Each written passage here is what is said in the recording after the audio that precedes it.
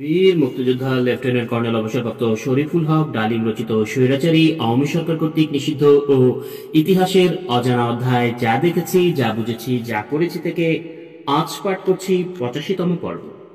সেদিন সন্ধ্যায় আমাদের চলে যেতে হলো গেস্ট হাউসে। নায়লা, গৌরদী, নূর এবং সালাউদ্দিন আমাদের পৌঁছে দিল। রজনীগন্ধা ও বেলি ফুল দিয়ে নায়লা, লুবনারা সুন্দর করে রুচিসম্মতভাবে সাজিয়ে দিয়েছিল আমাদের বাসর ঘর। ওরা চলে যাওয়ার পর হঠাৎ করে আমরা দুজন ভীষণ একলা হয়ে গেলাম। সারাদিনের ঘটনাবলী এত দ্রুত ঘটেছে যার ফলে চিন্তাভাবনার কোনো অবকাশই আমরা পাইনি। একটা ঘোরের মাঝে কেটে গেছে পুরোটা দিন। ফ্ল্যাটের নির্জন পরিবেশে ঘটে যাওয়া ঘটনা প্রবাহের গুরুত্ব উপলব্ধি করে কেঁদে উঠল নিম্মি। অতি স্বাভাবিক কারণেই ভেঙে পড়ল সে। আমি তাকে সান্ত্বনা দিয়ে বললাম, সব ঠিক হয়ে যাবে, কিন্তু ধৈর্য ধরতে হবে। সময় সব সমস্যার সমাধান করে দেবে ইনশাআল্লাহ। বেচারি ভীষণভাবে কাঁদতে কাঁদতে ক্লান্ত হয়ে ঘুমিয়ে পড়েছিল। অতীত ও ভবিষ্যৎ নিয়ে ভাবতে ভাবতে আমিও ঘুমিয়ে পড়েছিলাম একসময়। পরদিন সকালেই নূর এসে জানালো আমাদের বিয়ের ব্যাপারটা অনেক দূর গড়িয়ে গেছে। নিম্মির বাবা অস্থায়ী সরকারের প্রধানমন্ত্রীর কাছে নালিশ করেছেন আমি তার মেয়েকে জোর করে অপহরণ করে নিয়ে গেছি বাসা থেকে। প্রধানমন্ত্রী গোয়েন্দা বিভাগের দায়িত্বে নিয়োজিত সালাউদ্দিনকে ডেকে হুকুম দিয়েছেন যে করেই হোক আমার এবং নিম্মির খোঁজ করে তাকে বের করতেই হবে কোথায় আছে আমরা। প্রয়োজনে অপহরণকারী আর্মি অফিসারের কাছ থেকে নিম্মিকে উদ্ধার করার জন্য ভারতীয় পুলিশ এবং গোয়েন্দা বিভাগের সহায়তাও গ্রহণ করার নির্দেশ দিয়েছেন প্রধানমন্ত্রী।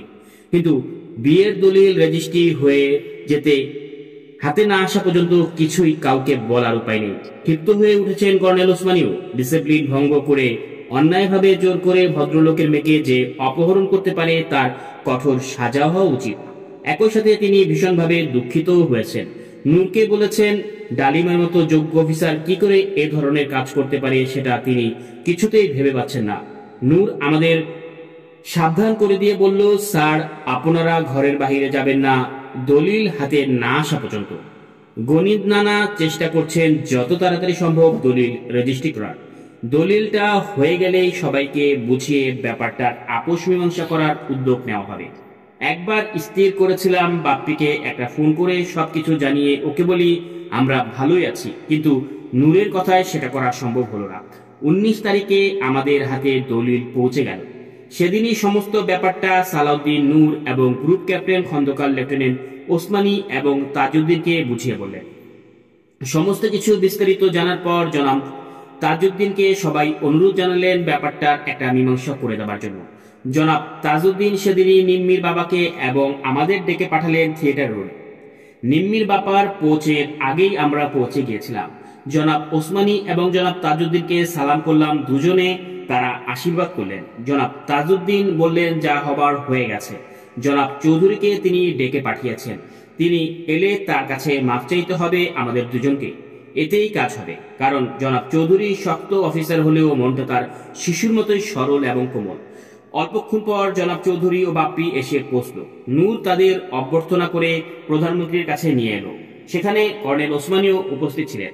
আমাদেরকেও হাজির করানো হলো আসামির মতো। ঘরে ঢুকতেই জনাব তাজউদ্দিন গর্জে উঠলেন, কি করেছো তোমরা? এত বড় দুঃসাহস হলো কি করে? আমি মর্মাহত হয়েছি তোমাদের ছেলে মানসিক কার্যকলাপে। বিয়ে শাদী বাচ্চাদের পুতুল খেলা নয়। মুরব্বীদের আশীর্বাদ ছাড়া কেউ কোনোদিন সুখী হতে পারে না। জলদি তোমরা বাবার কাছে মাফ চাও। এরপর নিম্মির বাবাকে উদ্দেশ্য করে তিনি বললেন, চৌধুরী সাহেব, ওরা আপনারই সন্তান, ভুল করে ফেলেছে না বুঝে।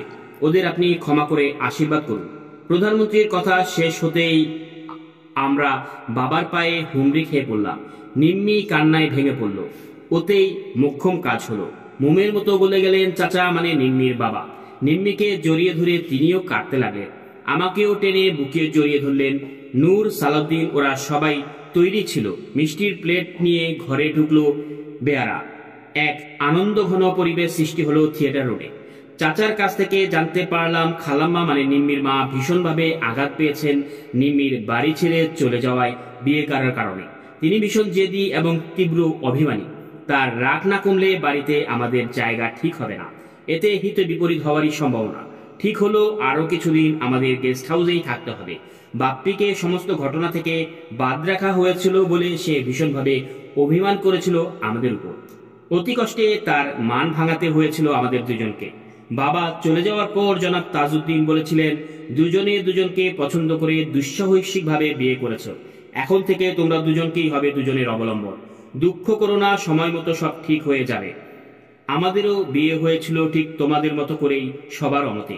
আমি আশীর্বাদ করছি তোমরা চিরসুখী হও। তাকে বিদায় জানিয়ে বেরিয়ে আসতেই নূর, সালাউদ্দিনরা সব আমাদের নিয়ে হাসির ঠাট্টায় পুরো থিয়েটার রোড মাতিয়ে তুলল। কর্নেল ওসমানীও এসে যোগ দিল আমাদের সাথে। সবাই সেদিন একসাথে রাতের খাবার খেলাম। বিশেষ খাবারের বন্দোবস্ত করা হয়েছিল সেদিন। বিদেশের মাটিতে জীবনের একটি বিশেষ গুরুত্বপূর্ণ সন্ধিক্ষণে সেদিন জনাব Tajuddin, colonel Osmani, group captain Khandakar, captain Chowdhury, captain Salahuddin, captain Noor, মৈত্রীমাসি, গৌরীদি, গনি নানা, মিসেস জামান, নায়লা, লুবনা, জনাব আয়ুব, প্রীতিশ নন্দী, রিনা, ইন্দু, ডক্টর মুখার্জি, অরূপদা এবং ওদের মতো অন্য সবার কাছ থেকে যে আন্তরিকতা এবং নিঃস্বার্থ ভালোবাসা এবং সহযোগিতা পেয়েছিলাম, সেটা জীবনে কখনোই ভোলা যাবে না। আমরা দুজনেই তাদের কাছে চিরঋণী হয়ে থাকবো সারা জীবন।